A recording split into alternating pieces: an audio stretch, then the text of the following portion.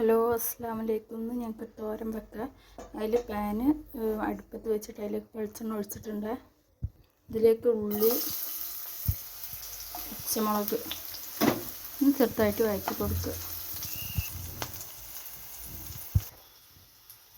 ഇനി ഇതിലേക്ക് പൊന്നാങ്കണ്ണി ചീര ഇട്ട് കൊടുക്കുക. ഇത് പൊന്നാങ്കണ്ണി എല്ലാമാണ്. ഇത് ഞാൻ ഇവിടെ കുഴിച്ചിട്ടുണ്ടാക്കിയിട്ട് പറിച്ചതാണ്. ആർക്കെങ്കിലും ഇതിൻ്റെ കമ്പ് വേണമെങ്കിൽ പറഞ്ഞാൽ ഞാൻ അയച്ചു തരാം കേട്ടോ. കുറേ കമ്പുകൾ നട്ടിട്ടുണ്ട്. ഇനി അതിൻ്റെ തൈയായിട്ട് വേണമെങ്കിലാണെങ്കിലും അയച്ചു തരാം. അടുത്തുള്ളവർക്കൊക്കെ കമ്പ് വേണമെങ്കിൽ ഞാൻ തരാം കേട്ടോ. ഞാൻ ഇവിടെ കോഴിക്കോടാണ്.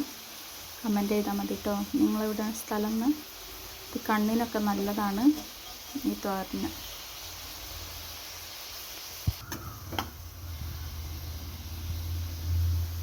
പൊന്നാങ്കണ്ണി ചീര കുറച്ചേ ഉള്ളൂ കേട്ടോ എൻ്റെ അടുത്ത്. ഇപ്പോൾ ആ ഇല എടുത്തിട്ടാണ് ഞാൻ ഉണ്ടാക്കുന്നത്. ഇനി ഇതിലേക്ക് ഇടാനുള്ളതാണ് മുരിങ്ങയില. രണ്ടും കൂടി മിക്സ് ചെയ്തിട്ടാണ് ഞാൻ ഉണ്ടാക്കുന്നത്.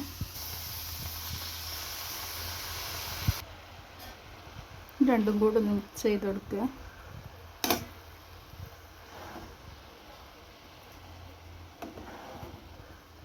മുരിങ്ങൻ്റെ ഇലയുടെ ഗുണങ്ങൾ എല്ലാവർക്കും അറിയണമാണല്ലോ.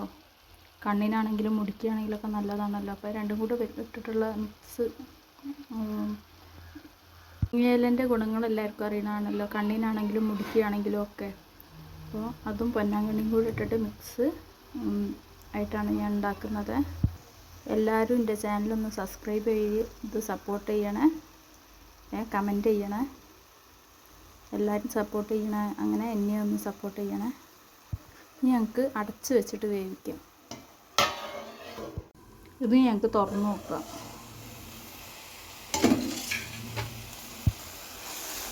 ഇലക്കെ ഒരു വിധം വെന്തിട്ടുണ്ട്. ഇനി ഞങ്ങൾക്ക് ഉപ്പ് ചേർക്കാം.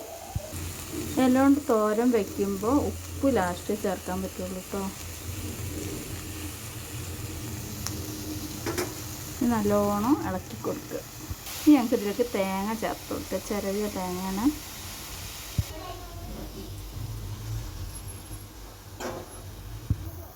അങ്ങനെ മിക്സ്ഡ് തോരൻ റെഡിയായി. നല്ല ടേസ്റ്റാണ് കേട്ടോ കഴിക്കാൻ. ഇങ്ങനെ ഇലകളൊക്കെ ഉണ്ടെങ്കിൽ ഇങ്ങനെ വെച്ച് നോക്കണേ. ഒരു വിധം തന്നെ വെക്കാതെ 2 വിധം 3 വിധം ഇലകളൊക്കെ ഇട്ടിട്ട് തോരൻ വെച്ച് നോക്കണേ. എല്ലാവരും എന്നെ ഒന്ന് സപ്പോർട്ട് ചെയ്യണേ. Okay, by.